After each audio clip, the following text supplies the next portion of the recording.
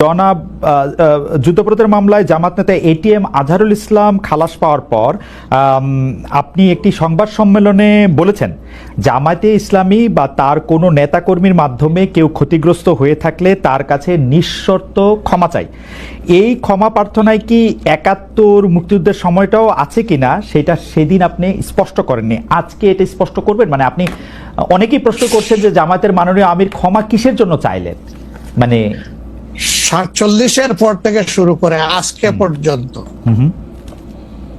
শুধু ৭১ না, ৪৭-এর পর থেকে শুরু করে আজকে পর্যন্ত আমাদের দ্বারা যত মানুষ যত জায়গায় কষ্ট পেয়েছে, কেউ যদি ক্ষতিগ্রস্ত হয়ে থাকে, সেই মানুষগুলো তাদের সকলের কাছে আমি বিনা শর্তে ক্ষমা চেয়েছি।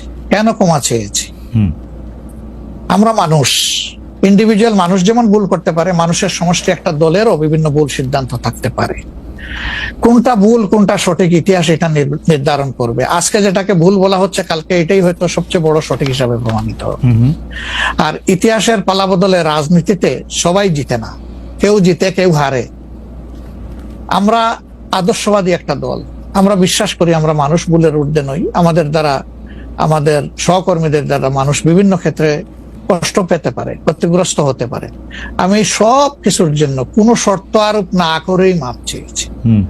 ওকে, মানে ৪৭ এবং মাপ চাওয়ার মধ্যে কোনো পরাজয় নাই, অবশ্যই নাই।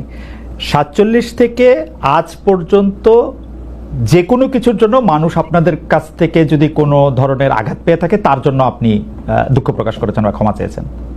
এর ভিতরে সব ঢুকে গেছে, কোনো কিছু বাদ নাই। ওকে, এভরিথিং ইনক্লুডেড।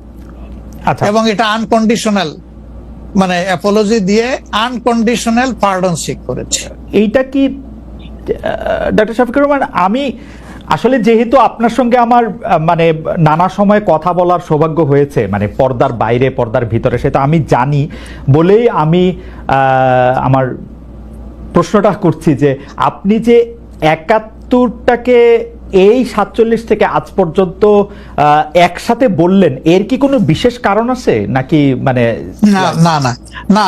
না, কোনো বিশেষ কারণ নাই। আমার মানবিক মূল্যবোধের জায়গা এবং আমার দায়িত্বের জায়গা থেকে বলেছি, অনুভূতির জায়গা থেকে। দায়িত্ব এবং অনুভূতির জায়গা, বিশেষ কোনো কারণ।